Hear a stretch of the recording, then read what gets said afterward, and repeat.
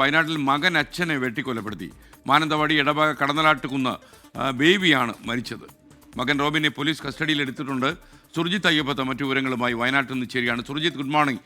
ഏറ്റവും യുദ്ധകാല വാർത്തകൾ വരുന്ന സമയത്ത് ഇത്തരമൊരു വാർത്ത കൂടി വരുന്നത് വലിയ സങ്കടമാണ്.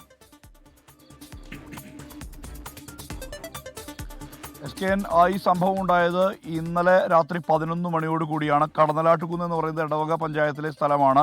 ഇവിടെയാണ് ബേബി എന്ന 63-കാരനെ മകൻ വെട്ടിയത്.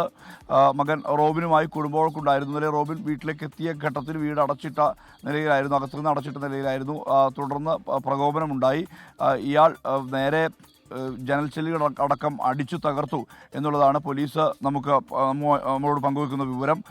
ഇതിനുശേഷം ഈ അമ്മയെ ആക്രമിക്കാൻ ശ്രമിച്ചു. ഇതിനിടയിലേക്കാണ് ഈ ബേബി കയറി നിന്നത്. ഇതിനിടയിൽ നെഞ്ചിൽ ആഴത്തിൽ മുറിവേറ്റു, വെട്ടേൽക്കുകയായിരുന്നു. അതിനുശേഷം മാനന്തവാടി മെഡിക്കൽ കോളേജിലേക്ക് മാറ്റി. മാനന്തവാടി മെഡിക്കൽ കോളേജിൽ നിന്ന് പ്രാഥമിക ചികിത്സ നൽകി വേഗത്തിൽ തന്നെ മാറ്റാനുള്ള ശ്രമമാണ് ഉണ്ടായിരുന്നത്. ആംബുലൻസിന് വേണ്ടി കാത്തു നിൽക്കുകയായിരുന്നു. കോഴിക്കോട്ടേക്ക് മാറ്റാനായിരുന്നു ശ്രമം. പക്ഷേ ഇതിനിടയിലാണ് മരണം സംഭവിച്ചിരിക്കുന്നത്. ഇപ്പോൾ മകൻ റോബിനെ വിശദമായി പോലീസ് ചോദ്യം ചെയ്ത് വരികയാണ്. ഇതുമായി ബന്ധപ്പെട്ട് കുടുംബവഴക്ക് നേരത്തെയും ഉണ്ടായിട്ടുണ്ട് എന്നുള്ള തരത്തിലുള്ള വിവരമാണ് നമുക്ക് ലഭ്യമാകുന്നത്. അതിന് തുടർച്ചയായാണ് ഇന്നലെയും ഇത്തരത്തിലൊരു സംഭവം ഉണ്ടായത്.